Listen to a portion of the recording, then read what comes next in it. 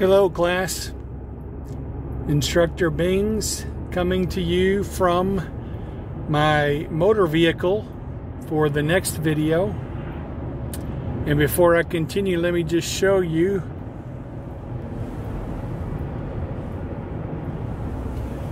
hopefully you were able to see that sign, but if it was too fast, I am going along Highway 31, and in passing that sign, I crossed a boundary. I went from Haskell County to Pittsburgh County. Now I'm going to put my phone in my video stand, so forgive me for a couple of seconds while I get this prepared.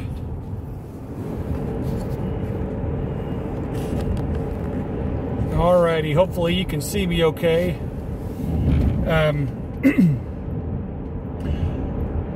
reason I did that is to introduce the next topic for the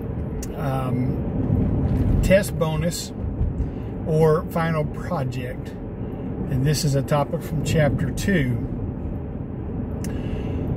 I've lived in Quinton for over 10 years now, and if you look at an Oklahoma map at Pittsburgh County, there's a little, this is on the eastern boundary. As you're going north, there's a little, think of someone adding a room to their house. And that's what you have on the northeastern side of Pittsburgh County, this little addition that Quinton fits nicely in.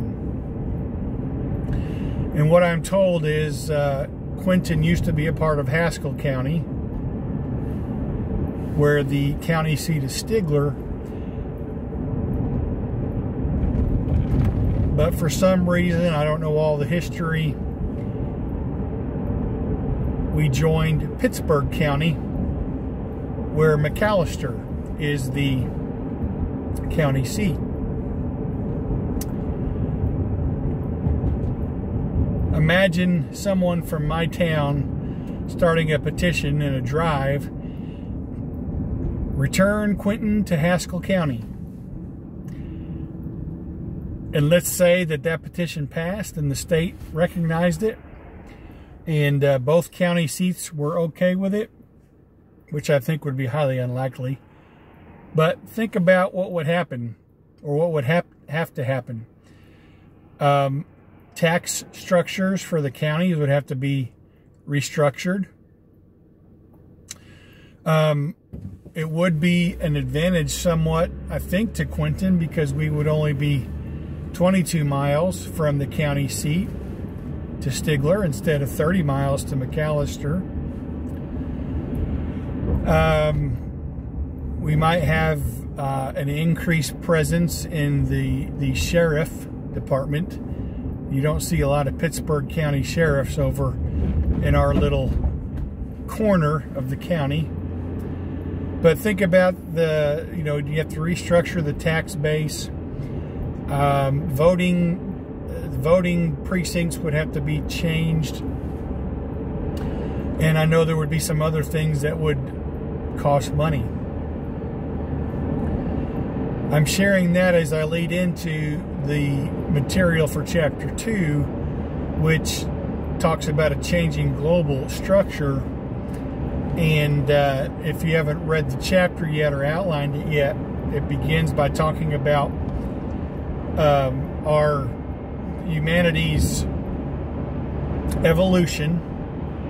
And we just know that evolution means change from hunter-gatherers, then to the 4 agricultural hearth areas, and then into early empires, and then world empires like Rome and Greece, and then maybe even in between the ancient world and the modern world, you even had some world powers like England and Spain. And there were, excuse me, there were always boundaries in a general sense, starting with the hunter-gatherers, areas where they mainly stayed, and then the 4 agricultural hearths were all located in certain areas. It's not that the boundaries were set up as, you know, if you live in one hearth, you can't go to another. But we just recognize that there are areas where these things were located. And then empires, boundaries became more important because empires tended to get into wars with other empires.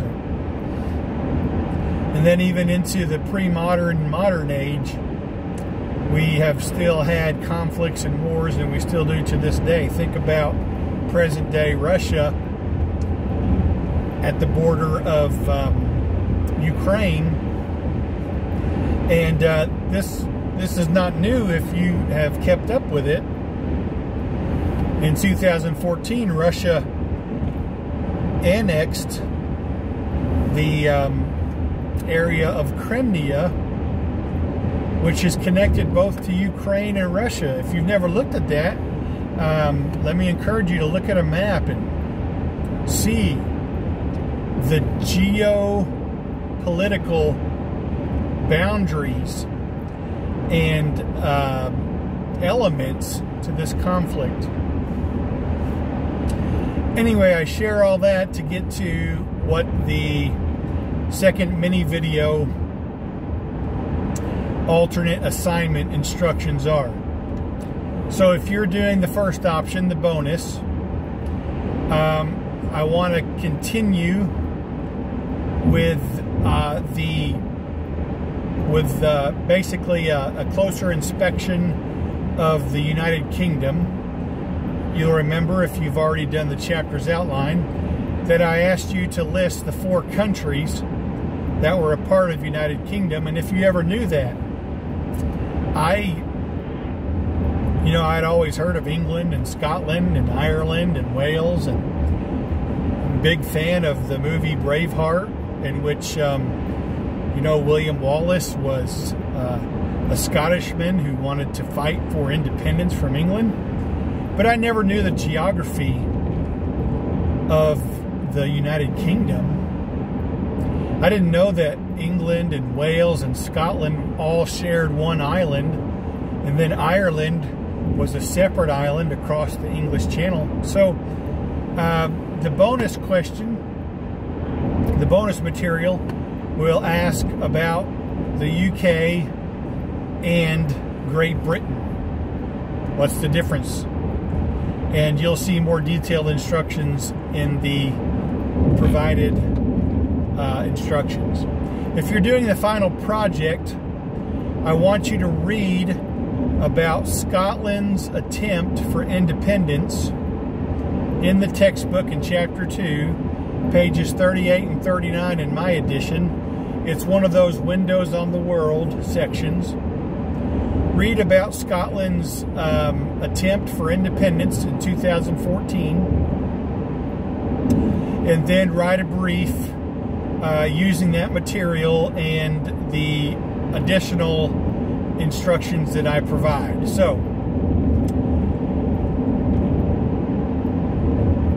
we might think today in the 21st century that all of the geographical boundaries are set in stone for countries, but we're still seeing even today issues of geographical, political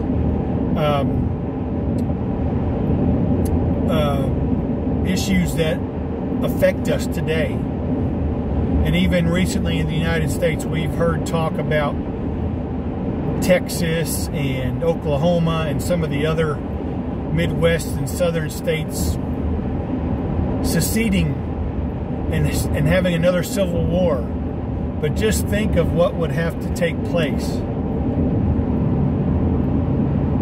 for countries, for states to pull away from the United States. New currency, a new government being structured for the confederation of the breakaway states, just like in the first Civil War. So, if you have any questions about these things, shoot me an email, text me, call me. Hope you're staying up with your work. I hope you're enjoying the class. Until next week, this is Instructor Bings over and out on Highway 31. Bye-bye.